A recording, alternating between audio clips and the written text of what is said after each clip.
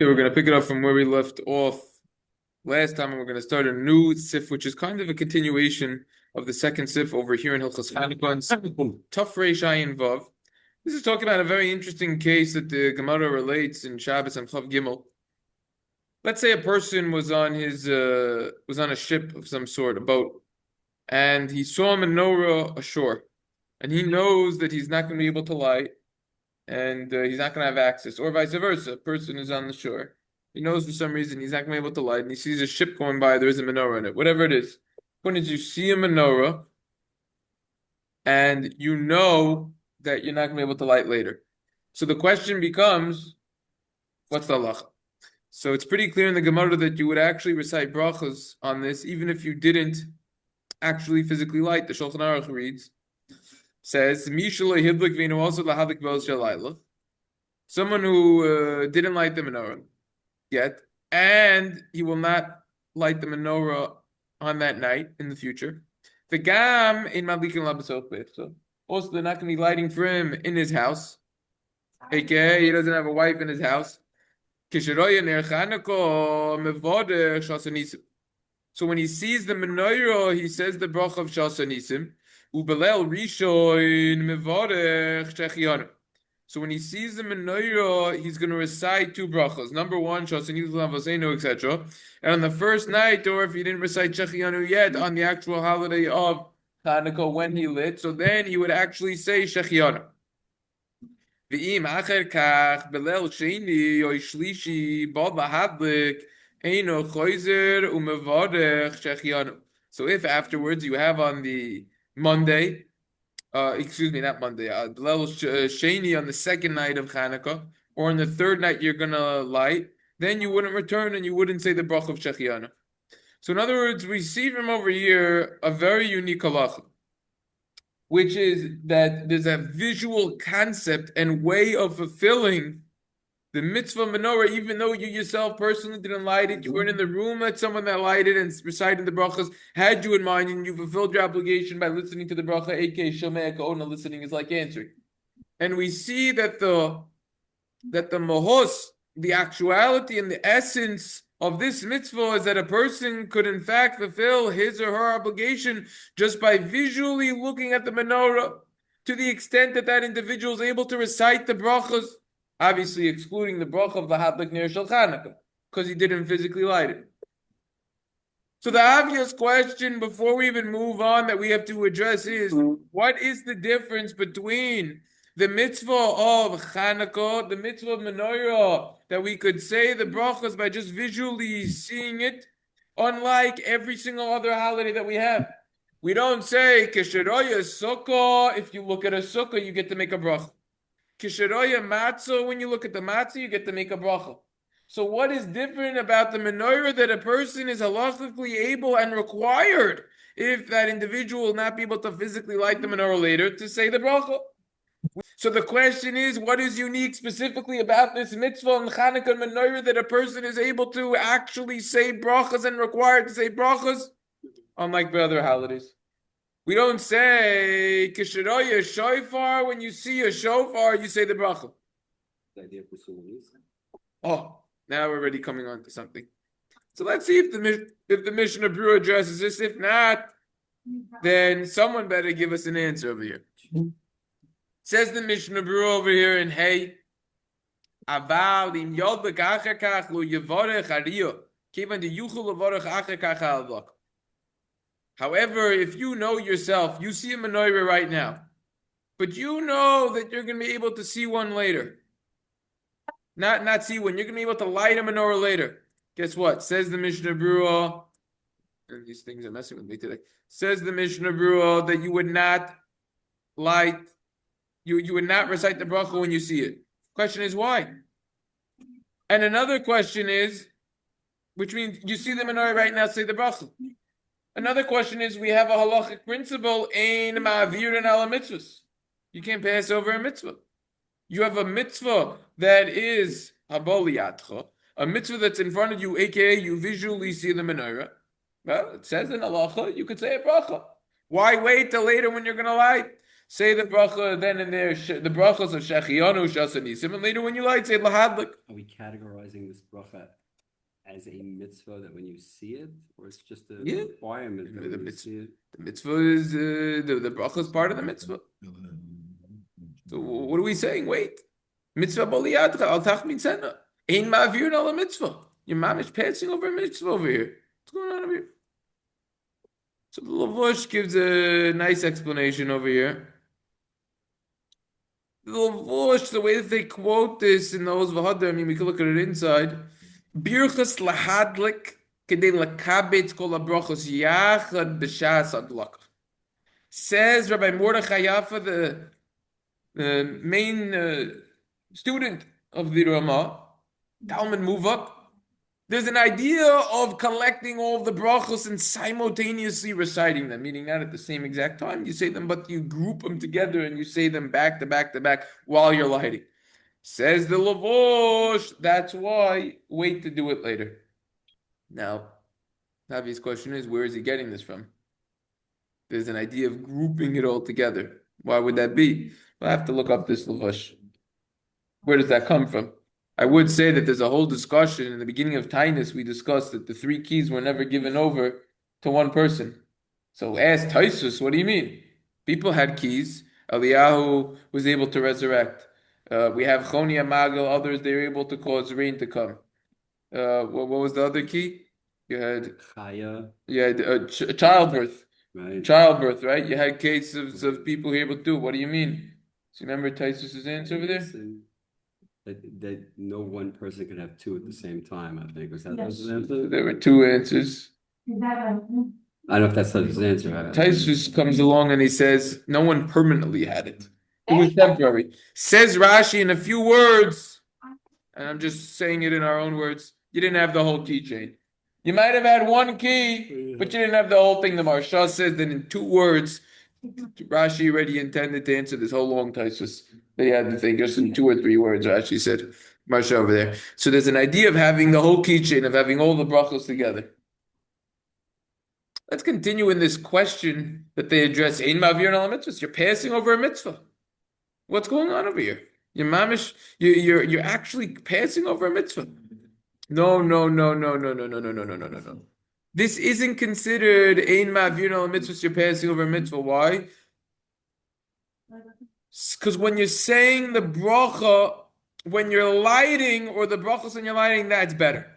In other words, when do we say ein ma'avirin al mitzvahs? For example, the classic case is, let's say you're going to shul, right?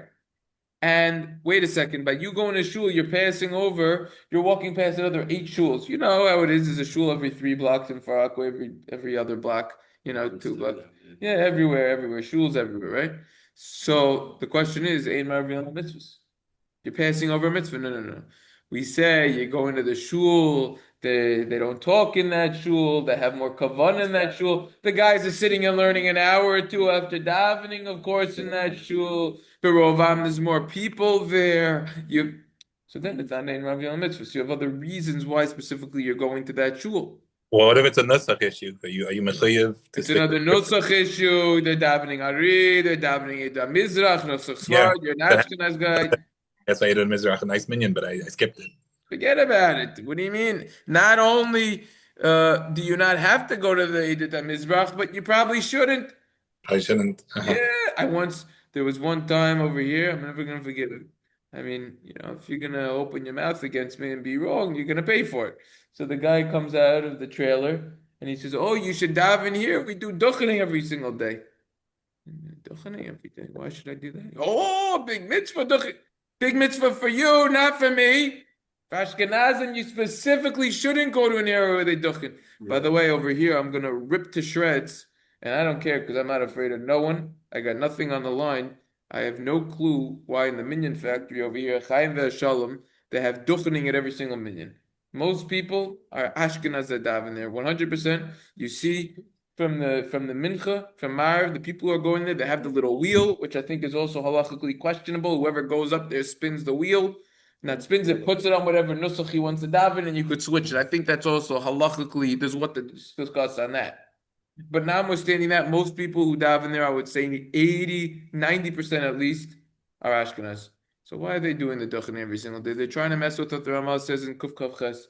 Minhag is not to do it. You want to have one minion that's a Svardi, fine, but to have it on every single minion, I think it's awfully questionable. I remember one time there was also a Shiloh, let's go to the other side of the coin, a coin.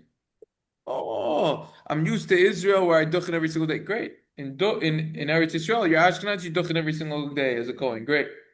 But now, when you're coming back to New York, you're coming back to Chutzlar, it's outside of Israel. An Ashkenaz going should not be going to the Mizrach Minyan to Duchen. There's a Misa. I heard that there's a Misa with the Steinmans. It's all that he wanted to. I mean, they all say wanted, but the general halacha shows them. He went. We'll learn when we see Kuf Ches again. I mean, it's already on the Rabbi Balak. That's what I heard about the Misa. I don't know. Okay, Misa. I should I'm saying I'm telling you, that's the general halacha. So I told that guy when I was walking around, what do you mean? Just like you are supposed to hear duchening every single day, and you should not be davening in an Ashkenaz minyan, so too it's the opposite.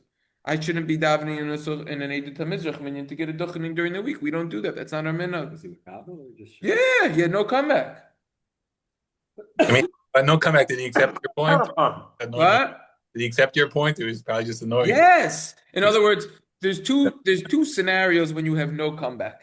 There's either like what my uncle likes saying, be the bigger man. The guy's already being a jokester and he's whatever, and he's being immature and he's trying to be a wise guy, so let him have it. Okay. If the guy's really trying to be a wise guy, fine. And then there's another no comeback when there's no comeback because you know that you were right and that he was wrong and he didn't research the topic. It was that type of no comeback. It wasn't a wise guy conversation. It was a conversation about something spiritual, about something halachic, and it was a true conversation. He kind of said it as a joke. I was serious, and then he realized he messed with the wrong person. That's all. He realized he was mistaken. He didn't realize. He didn't know that. So therefore, let's just go back to this for a moment. Wait a second. It's Eid Ma'avir on the mitzvahs. No. If you want to do it in a better way, then it's not considered Eid Ma'avir. And this is coming from Rishonim, this idea. If you look in the Rishonim, in the Gemara and Shabbos and Chav Gimel, Taisvas Urid, the Rashba, the Ritva, they all express this idea. This is a nice footnote. I went through it last night. They go through more lumdus over here, but I'll spare you from it. I went through it last night. It was enjoyable. I was thinking about saying it over today. So you say two brachas, yeah? When you see it, you say Sha'asa Nisim. So they explain She'ein bracha zo teluya ba'asiyas hamitzvah. The bracha of Sha'asa Nisim, technically speaking, it has nothing to do with the actual mitzvah of Menorah that you're going to be lighting. It's just recognizing the fact that miracles occurred during this time period. So therefore, that's why you'd be able to recite the bracha. Unlike the bracha of Lahadlik Ner, Shel Chanukah, because that's going on the actual lighting. The second night you could say Shachianu, even though on other mitzvahs they didn't establish that if you're not going to be able to fulfill the mitzvah, the physical mitzvah, you should recite the bracha on the visual. On Chanukah, they enacted this. Now, why? Why did they enact this? I'm going to share with you what Tosfos says. I just looked it up actually half an hour ago, right before we started learning. Maybe 45 minutes ago, whatever it was. There's a Tosfos in Sukkah. Tosfos says on what is this? This is Memvav. Yeah, Memvav Amad Aleph. The last Tosfos on Amad Dibra Maskul Haraya. Tosfos says, and I quote: "B'shar mitzvahs kegoyin alulav v'sukkah." Other mitzvahs, for example, lulav and sukkah, utiknu levarach l'raya. They never established you say a bracha for someone who sees it.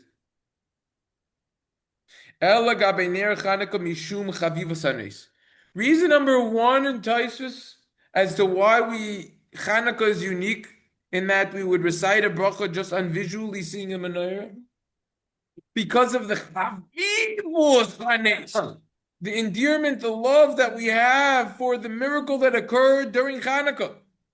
Miracles. Oh. So now it's chopped liver, the whole Exodus, and everything. We do a lot for that, plenty. But this is chavivus hanes. What's the slice and dice? Supposed to kiss the lulav and kiss the mouth. The Mishnah Berurah quotes a shlah and some in Tafresh Lametes, other places as well. Kiss mitzvahs, kiss the matzah before you do it, kiss the sukkah. That's chavivos hamitzvah. That's just showing a love and endearment for the actual mitzvah.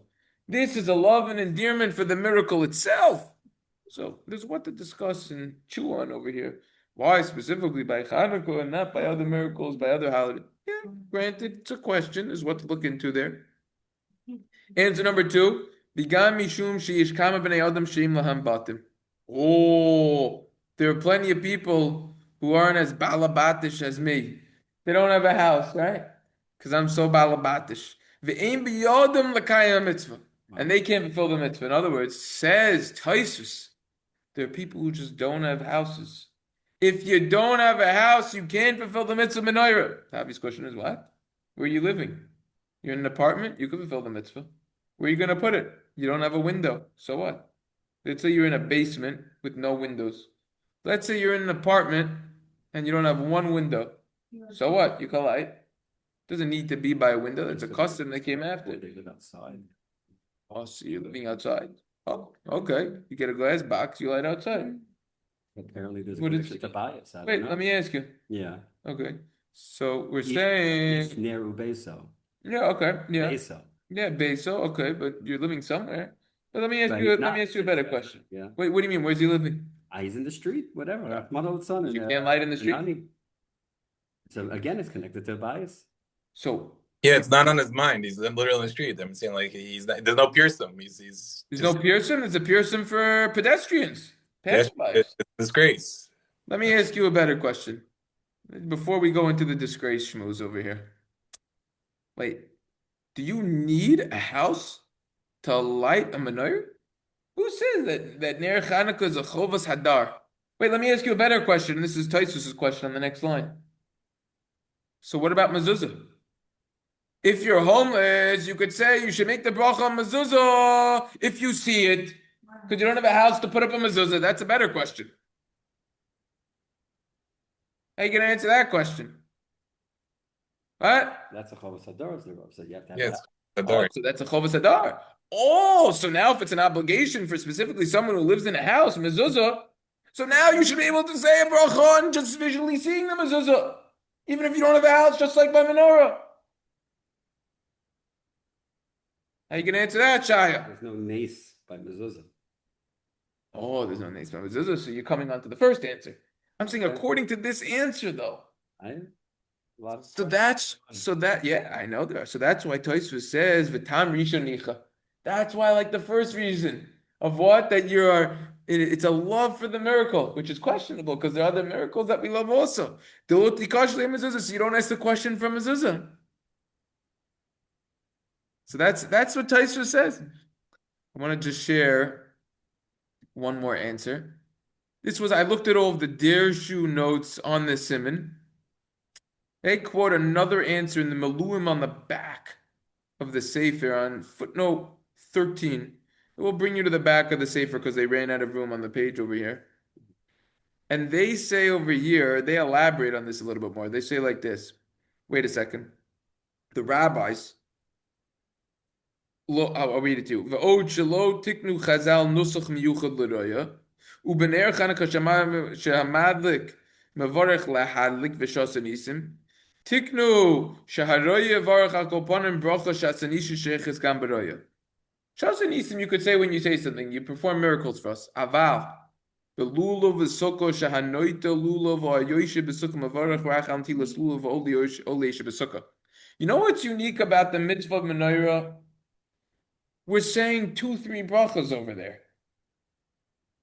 You have the third bracha, which is like the monkey wrench. That's what's unique about the situation over here. Other mitzvahs, sukkah, lulav, matzah, you're maxing out at 2 brachas.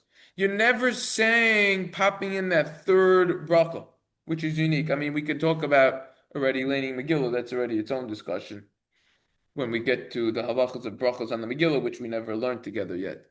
But anyways, so over here we see something unique, is that there's that extra bracha.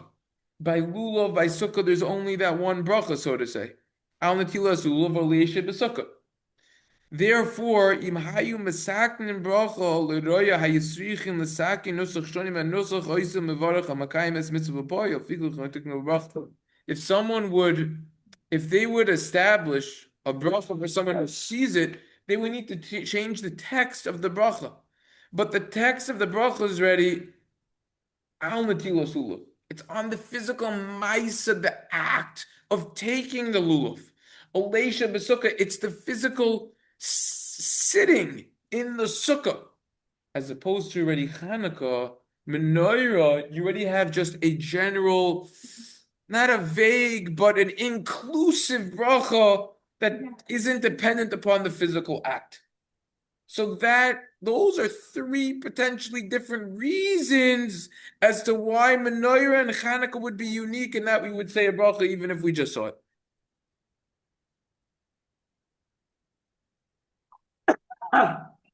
So that's a clever answer. Oh, whoops, I pushed the wrong button. So let's now continue with the Mishnah Berurah. Mishnah Berurah Vav says they're not going to light for you in your house later, and you're not going to see it, then you could say the bracha when you see the menorah. Some poskim actually hold that even if you know that they're going to be lighting for you in your house,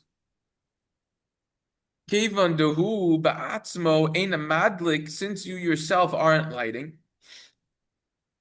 The guy made a mishtapi from my game, but priti also you're not combining him with others with prutos, which is their currency, their form of money. aka you're not financially chipping in to the expenses of the menorah. So then you would actually need to recite the bracha when you see it for thanking for the miracle, and also shechianu.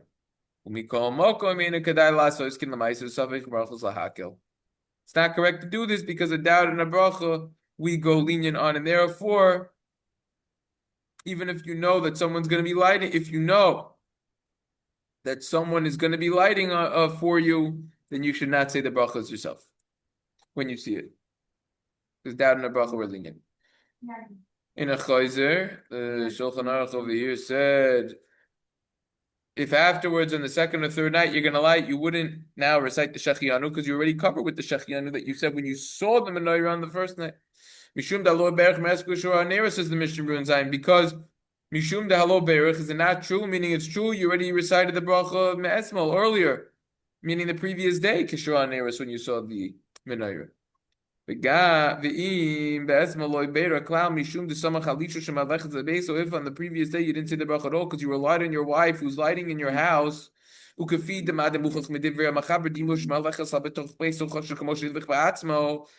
proven from what the Shulchan Aruch says, that if your wife is lighting for you in the house, it's considered like you yourself lit.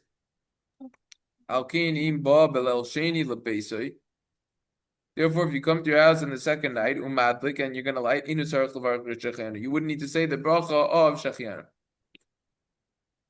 So it depends exactly what your situation was and if you had someone lighting for you or not.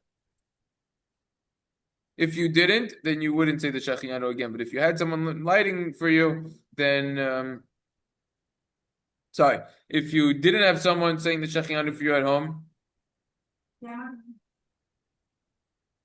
then again, what's it saying? This is saying if the previous day you didn't say the brachas at all. Oh, I see what this is saying. Okay. Regular, let's go back to the Shulchan Aruch. Let's just review. If in the regular case of you had no one that was lighting for you at home or anything, you already said shechianu. Now you're going home, second, third night of Hanukkah, you don't say another shechianu. However, if the previous day you didn't say shechianu because you relied on your wife who lit from you, guess what? When you come back, so it's the same exact thing. Right, you don't make shechianu. So you never make the shechianu. Right, he's just saying case. What's the difference? Cases. It's like he's trying to say a difference over here. If I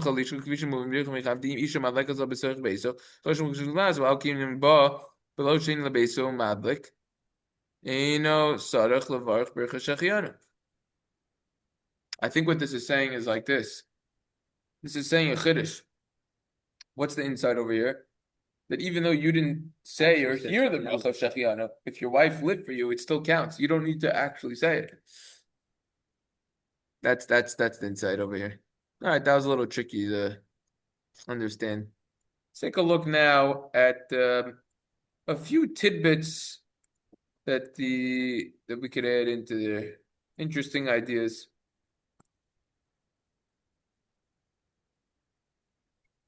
Excuse me. Here it is. Yeah.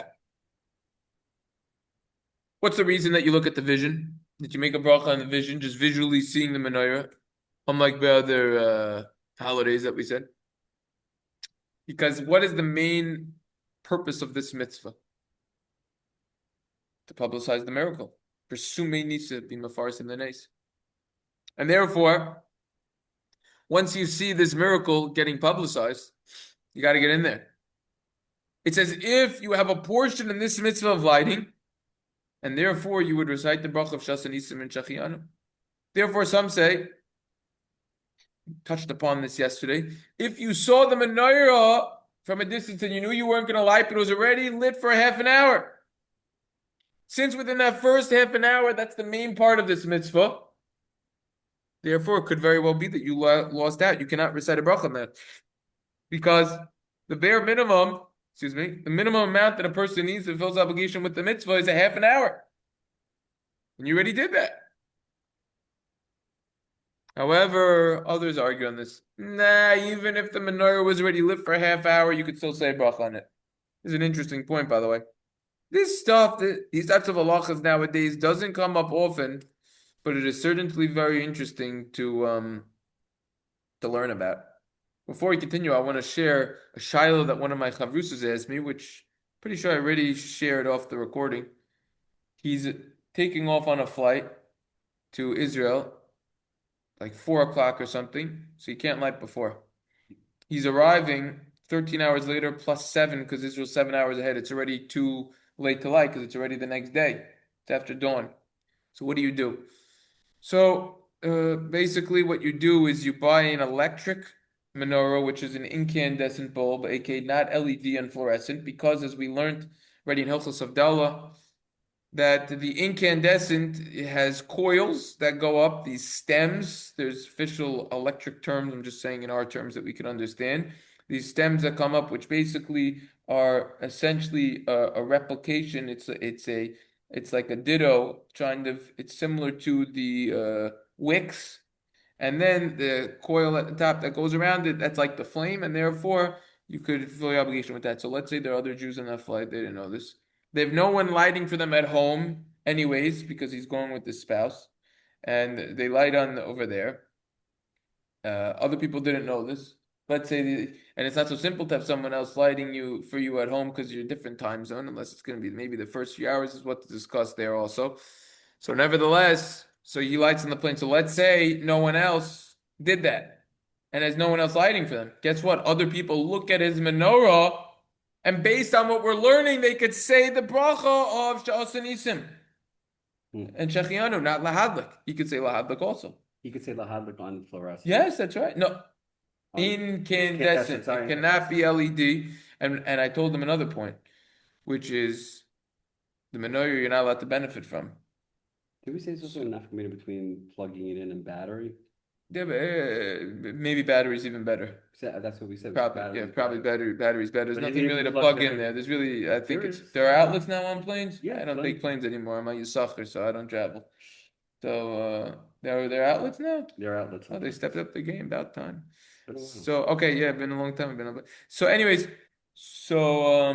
what you should do over here is turn on that little light on top. Yeah. So you get more light. Turn that on, so that you won't be benefiting from the light of your menorah, so to say. You should do that. Don't put it on the floor. It's too low. You shouldn't put it on the floor. You have to hold it, I guess. Yeah, you shouldn't be holding it. You're not supposed to hold it. Put it on the table in front of you, that little thing. Let it go for half an hour? Yeah, let it go for half an hour, then you can turn it off, and do it before they turn the lights off for everyone to go to sleep. That's all. Let's finish this in a few minutes. A lot to do in a few minutes, as usual. especially according to our custom that after half an hour, we are careful typically. If you have a menorah that's running, we try not to shut it off unless you need to extinguish it. So therefore, you see that just like we try to keep it going, so too you could recite a bracha even after a half an hour, and that's fine. Yeah, even if the main candle that you lit was extinguished because you have multiple candles and now it's just the extra candles, which are really a hiddur mitzvah, beautification of the mitzvah, it's still fine. It's funny, I grew up saying, what do you mean? You gotta light one and then add every single day, no matter what. If you didn't, I always thought you wouldn't have fulfilled your basic obligation of the mitzvah. When you learn the halachas, you see it's not so. You don't need all the lights. You just one and done. The rest is it's a preferable way of doing it. Specifically by Chanukah, everyone does preferable, and by other mitzvahs, some people don't even do them at all. Funny how things work out, right? On the that's because this is easy. It doesn't require that much effort. You just light the thing and then you move on. As opposed to other mitzvahs, it's much more effort. Whatever. Anyways, what about making making this bracha when you see it on the candles of a shul, if you're not going to have more, on the menorah in the shul rather, right? The wicks, the oil in the shul, because you know you're not going to be able to light. So they discuss back and forth if you're allowed to do that, and there are different opinions about that, if you could or not. In footnote 21, you see the Cyrus Tshuva talks about this. The Minchas Elazar says you could make a bracha because the miracle is still being publicized. Or Moshe Feinstein says you cannot make a bracha since it's only a custom to light in shul, which we'll have to learn about in Siman Taf Reish Ayin Aleph. Similarly, you have a doubt regarding if a katan, a minor, a 10-year-old kid lit the menorah, could you make a bracha on that? It would be dependent upon that argument that we just had by the menorah in the shul. Same exact idea. Nowadays, according to the Sfanas Paneach and the commentary to the Rambam, interestingly enough, he holds that you cannot make a bracha when you look at menorah, and he has reasons which he doesn't quote over here. You would have to look that up. However, he is a individual opinion, what we call a das yachid, and we do not hold that way. And we don't find we don't find a friend for this opinion in that other rabbis say, but it's an interesting opinion to contend with nonetheless. That nowadays we do not make a bracha on visually seeing the menorah, which is interesting opinion. It seems like it's against everything, so you have to look that up to see where he's coming from. The bracha of haroya on let's say, could you make a bracha menorah when it's already at Shabbos? Because you can't light it then, so how could you say a bracha on that? So the answer is basically you still could. Some say on the contrary, it's better to do it then because it's already more night. It's going to say over here in footnote 22, it's already more night, so maybe it'd be better, even though you can't physically light them, which is interesting. And by lighting Shabbos candles, we didn't learn that. In when you light the wick, the oil on Shabbos, Ner Shabbos, we don't say you can make a bracha. It's already too late. It's already night, so maybe Hanukkah would be different. Interesting is what to talk about. All of this is what to look into. Again, it's not so relevant, but nevertheless, it's fascinating to learn about from an intellectual perspective, from a Torah perspective. Someone who saw the candles were lit, the menorah was lit, the oil, the wicks, and he didn't say the bracha then and there. Did he lose his chance? No, he could still do it afterwards when he sees it later. We should emphasize that the bracha of seeing is only applicable if you will not see it, right? And no one's lighting for you at home, but if otherwise, so then you would. We already know that. Someone who made the bracha of Shas Nisim and Shechiyanu because he thought that he's not going to be able to light on that night, the menorah later, and that no one was going to be lighting for him. And at the end, it happened to have been that now he's able to light a menorah. He would say Lahadlik Ner Shel Chanukah, but Shas Nisim Shechiyanu he would not say again, as we learned. That's pretty straightforward. Unless he needs to fulfill the obligation of his wife and children, Shemei Kona, then he could actually say it on their behalf. So this is basically the sif. I think a lot of interesting points. So Mitzvah Hashem, next session, we're going to be learning about saying Haneros Halalu after we light and moving forward in the simon. Everyone should have a wonderful day and a wonderful Shabbos. Yeah, Malasor, maybe we'll come up there. Yeah. Sure. The question about Kiddush Levana. Do we? I Yeah. forgot about Kiddush Levana. Let's say you daven in a Chamav and then it's before it says. Yeah. You see the moon. Yeah. Is that okay or it's not preferable? This is something Preferable. Yes, that's you right. don't say the Eved or you still definitely not lechachila. Definitely not lechachila. Definitely not I forgot about lechachila. Definitely not lechachila. Yes. Question with the Evan, yeah. We got to do Kiddush Lavan again. I think that was the most enjoyable. Was any? Everything's enjoyable. I understand, but over all the years, Was Kiddush Levana not the most enjoyable and unique? It had some like Wild wild ramifications, especially that case with the Megillah reading one. Yes, That was was one of the interesting. most wild, I think, that we saw. Yes, that was interesting. But Like just they stopped in the overall, middle. Yeah, Wait, the that was Megillah? eye opener. That'd be the last night. No one learns I about think it. we also learned about the kash about the 9 days. Some people have a band. Can you listen to music? Yeah. And And it's funny. One of the Avils asked me about that. He said, "Can I dance?" I said, "Some are lenient. They say it's not real dancing." So I told that to another Avel. I bounced it off of him. He was like, "If it's not real dancing, then why does the Rama say, oh, you have to dance, and if not, it's bad and all these things." So then why do you need to join? Whatever, because it's still showing something, whatever. And that was when we learned that Tim, and it was without the Piskei Chuvas. Oh, we did without the Piskei? Yeah, they didn't have it on Chelik Daled. Now they do? Now they do, so you have to do it again. For some reason, they game. didn't have the Piskei Chuvas Daled on the Otzar Chachma yet. Technically, it's more to pick. Put it on the That's one aspect I would. behind. Whatever. What, David? Excellent. I don't remember what I was gonna say. Okay. Look, that could happen. What? It happens to me. Happens to